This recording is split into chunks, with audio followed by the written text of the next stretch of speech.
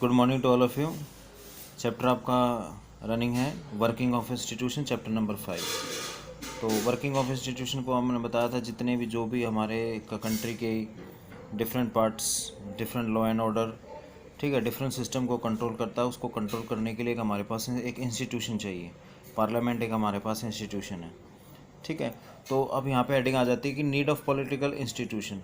इन political institution की need क्या है, ठीक है। हम बात कर रहे हैं कि भाई ये पॉलिटिकल इंस्टीट्यूशन है, इनकी नीड क्या है। तो फर्स्ट इसकी नीड है to run the government.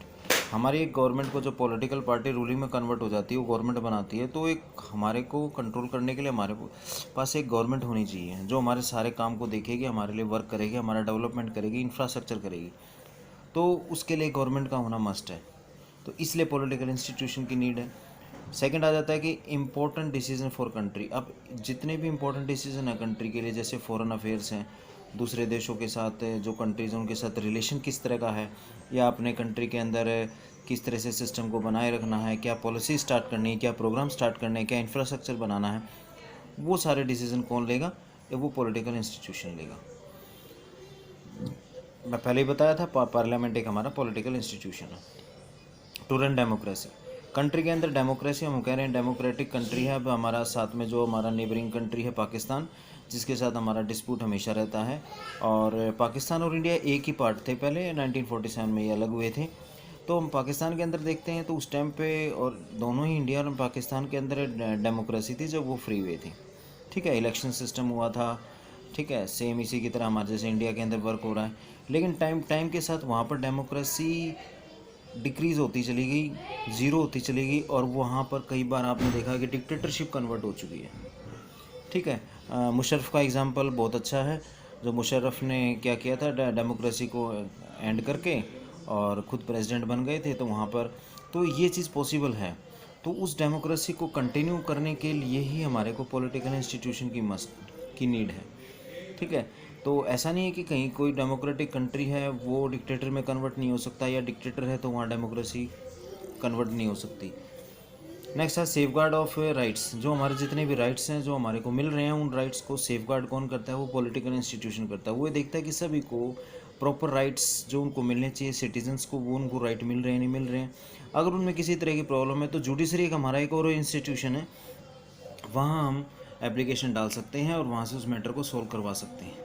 Solve disputes between person to person, person to person.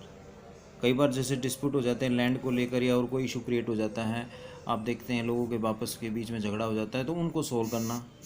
और पर्सन टू गवर्नमेंट, कई बार जो सिटीज़न है उनकी गवर्नमेंट से कोई डिस्प्यूट हो जाता है, तो वहाँ पर वो जो केस वगैरह हो जाता है, या गवर्नमेंट टू गवर्नमेंट हो जाता है, तो उन सभी डिस्प्यूट्स को सॉल्व करने के लिए हमारे को पॉलिटिकल इंस्टीट्यूशन की नीड है। मेंटेन लॉ एंड ऑर्डर, जो कंट्री के अंदर लॉ एंड ऑर्डर को बनाए रखना है, जो कि हमारा जुडिशरी पुलिस डिपार्टमेंट करता है, उसके लिए मस्ट है कि भाई लॉ एंड ऑर्डर होना चाहिए, मेंटेन होना चाहिए, किसी तरह की क्राइम का रेट जो इंक्रीज नहीं होना चाहिए। इन सभी को मेंटेन करने के लिए हमारे को पॉलिटिकल इंस्टीट्यूशन की नीड है। नेक्स्ट हेडिंग आ जाती है पार्लियामेंट। पार्लियामेंट क्या है? पार्लियामेंट वो है जहाँ पर हमारी जो गवर्नमेंट है जहाँ से रन की जाती है, वो एक पार्लियामेंट है जहाँ पर बैठ के हमारी लिए लॉज बनते हैं, पॉलिसीज़ बनते हैं। जो हमारा लेजिस्लेचर है वो पार्लियामेंट के अंदर बनता है। तो पार्लियामेंट क्या काम करता है? Makes laws for the country, country के लिए लॉ बनाता है। मैंने कहा कि जैसे लेजिस्लेचर है, तीन मेन इंपॉर्टेंट पार्ट जो लास्ट वीडियो में बताए थे, लेजिस्लेचर, एग्जीक्यूटिव और जुडिशरी। तो लेजिस्लेचर है वो हमारा पार्लियामेंट के अंदर बैठा होता है, वो कंट्री के लॉ एंड ऑर्डर जो भी जिस तरह के फॉलो करवाने उनको करवाता है, नए पॉलिसीज़ प्रोग्राम को डेवलप करता है। टू हेल्प इन गवर्नमेंट, मतलब गवर्नमेंट को रन करने में हेल्प करता है। थर्ड है control over the money of the government. Government के पास जो मनी है, किस पैसे को कहाँ पर कितना यूज़ किया जा रहा है, उस सभी के ऊपर कंट्रोल कौन करता है? पार्लियामेंट करता है। तो पार्लियामेंट एक इम्पॉर्टेंट रोल प्ले करता है और एक सबसे स्ट्रॉन्ग पॉलिटिकल इंस्टीट्यूशन है किसी भी कंट्री के लिए। अब पार्लियामेंट की अगर हम बात करते हैं तो इसकी जो कैटेगराइज किया गया, एक लोकसभा है, एक राज्यसभा है, ठीक है। लोकसभा आपका लोअर हाउस है, राज्यसभा आपका अपर हाउस है।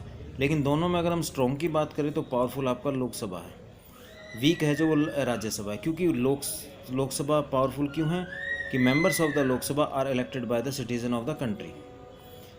तो एक डेमोक्रेटिक कंट्री में जिस भी पॉलिटिकल इंस्टीट्यूशन की मेंबर्स को वहाँ के सिटीजन्स इलेक्ट करेंगे वो वहाँ पर पावरफुल रहेगा।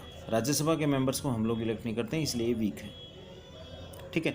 But both are the part of the parliament, clear. तो आपने इसको need of a political institution और पार्लियामेंट